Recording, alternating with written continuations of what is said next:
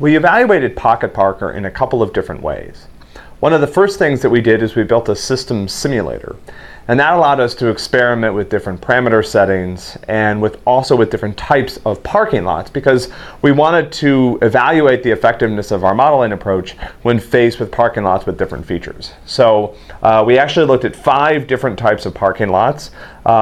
So for example, the fast fill parking lot is a type of lot that suddenly experiences very high arrival rates, and so it fills very quickly, and then at some point later in the day everybody kind of leaves at once and the lot empties rapidly. And this might be associated with a place of work where employees have pretty set hours. On the other hand, this low churn lot over here, this lot actually never fills, and there's constant inputs and outputs to that lot.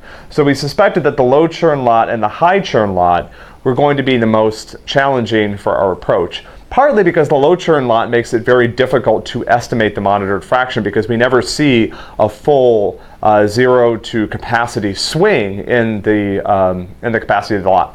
On the other hand, a lot that never fills, like this low churn lot, may not be a good candidate for our technique anyway, because if it's never full, you'll never have a hard time finding a spot. So we looked at the relationship, and this is a graph showing, as the monitored fraction increases for the different types of lot, whether it's a high churn lot or a fast fill lot, the accuracy increases. And there's a little bit of weirdness here towards 0, because in certain cases 0 essentially will overestimate the amount of time the lot is free, and that can improve the accuracy a little bit under certain conditions.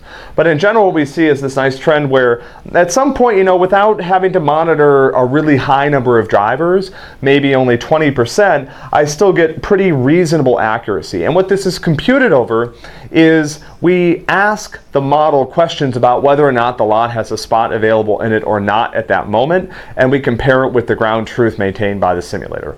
So 90% correct predictions means that 90% of the time when we asked the model whether there was a spot available, it gave us the right answer, either that there was not a spot available, or if there was not, or there was if there was.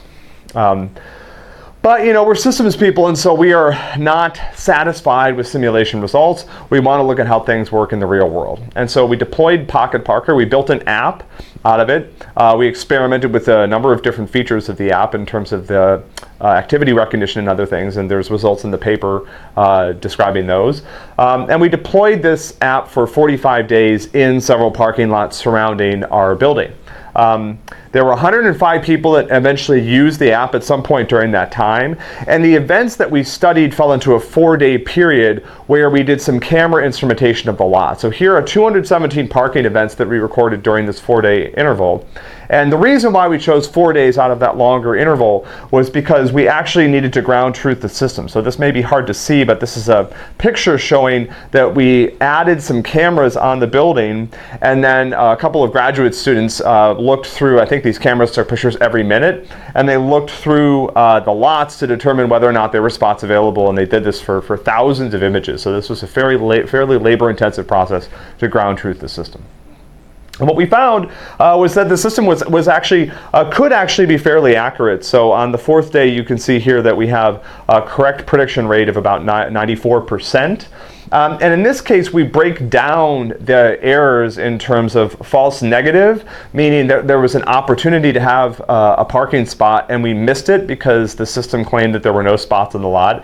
And also what we call waste or false positives. And these may be a little bit more problematic, because what this will mean is that someone will actually go to the lot, look for a spot even if there's not a spot available. But on several days, not sure exactly what happened on day 1, but on the third 3 days of the study, we had between 81 and 94% accuracy, which we think is quite good. The monitor fraction was computed in the same way that we would do normally, using swings of the lot. And given the number of users that were using the system, the capacity of these lots, and the positions of those users in terms of what they do at the school, we think that those monitor fractions are pretty reasonable, actually.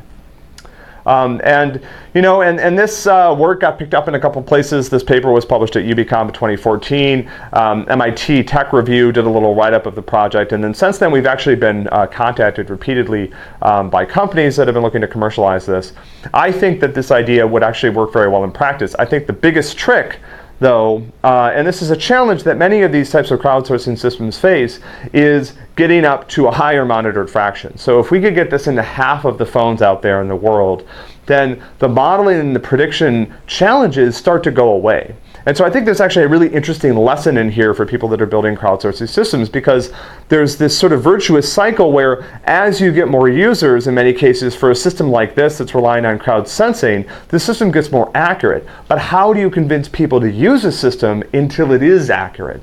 And so I think there's interesting challenges for the mobile systems community to look at, and also in the IoT space, as we start to have more sensors out there in the world, how can we somehow give apps a boost so that they can get over that initial curve, and how also can we detect which apps are actually going to succeed? Because in certain cases, certain approaches may not work even if they're widely deployed. And so it can be hard to tell the difference at the beginning, but telling the difference at the beginning is really critical, because we want to support the apps that are going to work when they're really deployed, and not the ones that won't.